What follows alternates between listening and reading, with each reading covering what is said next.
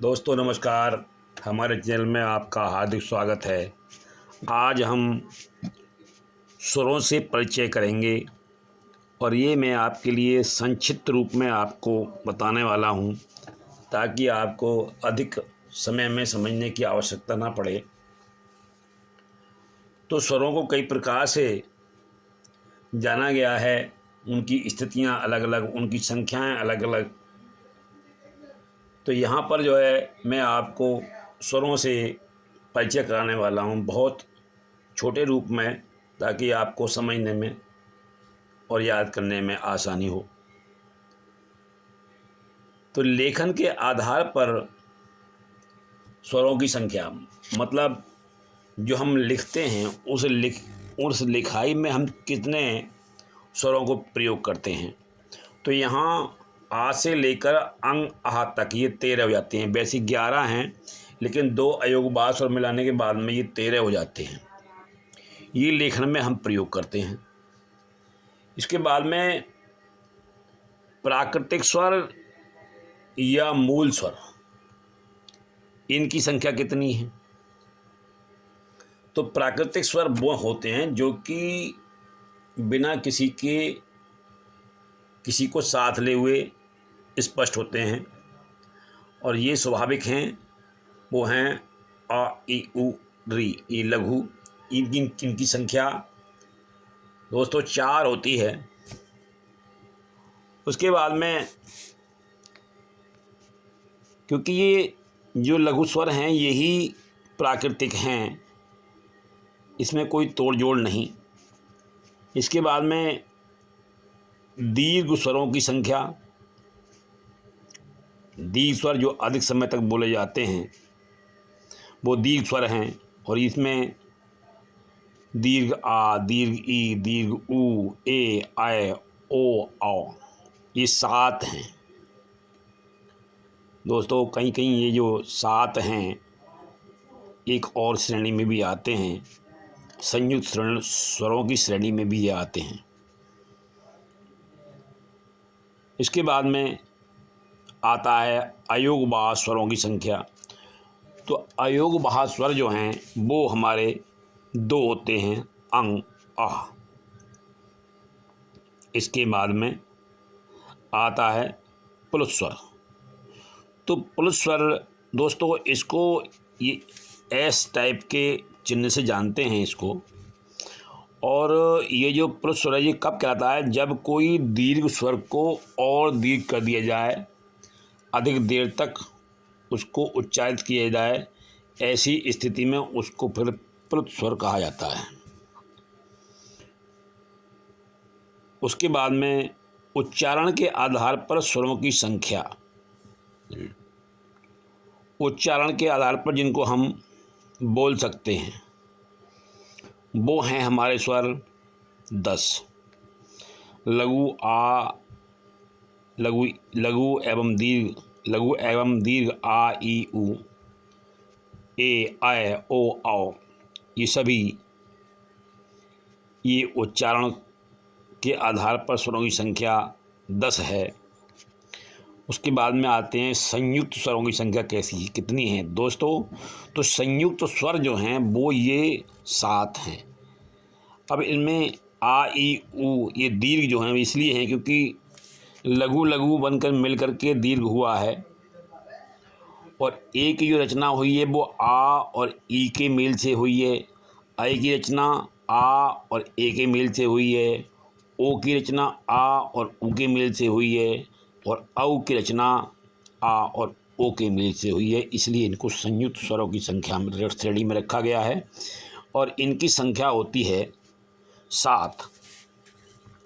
तो दोस्तों ये आपने देखा कि ये मैंने जो आपके सामने प्रस्तुत किया है इसीलिए प्रस्तुत किया है ताकि आप इसको आसानी से समझ सकें। अब हम इनके वर्गीकरण के आधार पर जानेंगे कि वर्गीकरण के आधार पर इनको क्या क्या नाम दिए गए हैं, किन नामों से इनको जाना गया है, वो आप देखेंगे। तो वर्गीकरण के आधार पर स्वरों का वर्गीकरण 7 प्रकार से किया गया है।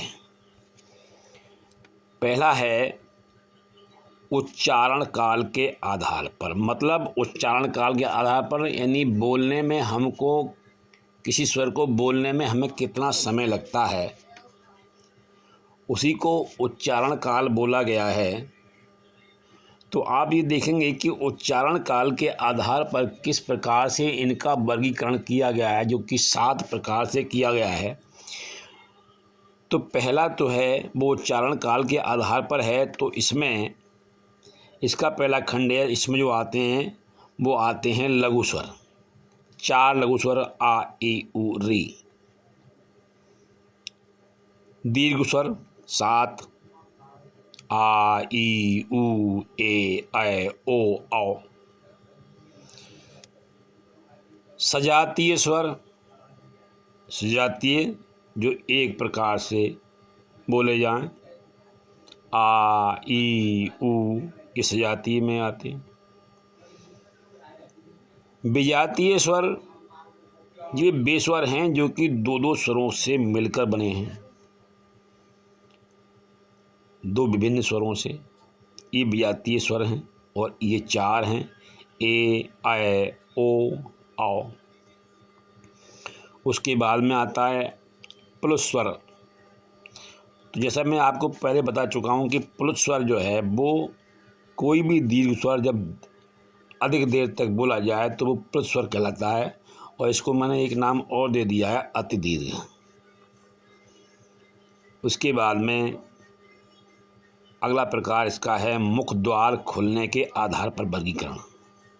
तो मुख द्वार क्या, मुंह को किस प्रकार से हम प्रयोग में ला रहे हैं किसी स्वर को बोलने के लिए। पहला है विवृत स्वर। तो कहता है कि मुख द्वार पूरा खुलता है, यानी आ, दीर्घ आ को बोलने में पूरा मुंह खुलता है। दूसरा है इसमें अर्ध विवृत, यानी कि जिसमें कि आधा मुंह खुले, मुख आधा खुलता है, आ ऐ औ। इसमें और भी आता है औ, इसमें ना ओ होता है ना वो आ होता है, बीच का होता है। उसके बाद में आता है समृत स्वर, आ ई उ ऊ। मुख द्वार लगभग बंद होता है, बहुत थोड़ा मुंह खुलता है इसमें। उसके बाद में आता है आपका अर्ध समृत स्वर। इसमें बंद से कुछ अधिक खुलता है, और ये स्वर हैं ए ओ। मुख द्वार बहुत थोड़ा सा खुलता है। उसके बाद में जीभ के प्रयोग के आधार पर वर्गीकरण क्या है। जीभ के प्रयोग के आधार पर पहला है अग्रस्वर, यानी जिसमें कि जीभ का अगला भाग प्रयोग में आता है। अगले भाग, जीभ के अगले भाग के माध्यम से ये बोले जाते हैं। ई ए आए, ये जीभ के माध्यम से बोले जाते हैं, अग्र भाग इससे प्रभावित होता है। मध्य स्वर, आ, जीभ का मध्य भाग प्रभावित होता है, आ। पश्च स्वर, आ उ ओ औ। ये इसमें एक और आता है औ, ना आ होता है ना ओ होता है। इसके बाद ओठों की स्थिति के आधार पर, क्योंकि कुछ स्वर ऐसे होते हैं जिनको हम होठों की बनावट, होठों की विकृति के आधार पर जिनका उच्चारण करते हैं। कभी होठ गोल करने होते हैं तो कभी होठों को अधिक खोलना होता है। तो उसी में ये उस श्रेणी में रखा गया है ओठों की स्थिति के आधार पर। अवृतमुखी, इसमें क्या है कि इसमें ओठ जो हैं वो गोल नहीं होते, आ ई ए आए, इसमें ओठ गोल नहीं होते। वृतमुखी जैसा इसका नाम है, इसमें ओठ गोल हो जाते हैं, ऊ ओ औ। इसमें ओठ गोलाकार आकृति में आ जाते हैं। इसके बाद में आता है आपका नाक और मुंह से हवा निकलने के आधार पर वर्गीकरण। वो क्या है? एक है इसमें निरनुनासिक, अ आ ई आदि, केवल मुख से हवा निकलती है। दूसरा इसमें है अनुनासिक, आ ई, इनमें आ मुंह और नाक को मिलाते हुए दोनों से हवा निकलती है। उसके बाद में वर्गीकरण आता है आपका प्राणत्व के आधार पर। प्राण कहते हैं वायु के लिए। वायु किसको बोलने में अधिक निकलती है, किसको बोलने में मुंह से अधिक वायु निकलती है। तो सभी स्वरों को अल्प प्राण माना गया है। सभी स्वरों को बोलने के लिए मुंह से अधिक हवा नहीं निकालनी होती। घोषत्व के आधार पर स्वर सघोष होते हैं, मतलब स्वरों को बोलने के लिए सघोष वे होते हैं जिनमें स्वर तंत्रों में कंपन होता है। तो स्वर कोई भी हो, उसको उच्चारण करने के लिए स्वर तंत्रों में कंपन होना स्वाभाविक है। इसीलिए घोषत्व के आधार पर सभी स्वर सघोष होते हैं। तो ये आपको मैंने 7 प्रकार के वर्गीकरण से इस स्वर के बारे में आपको बताया। मुझे आशा है कि ये आपको समझ आया होगा, अच्छा लगा होगा। धन्यवाद।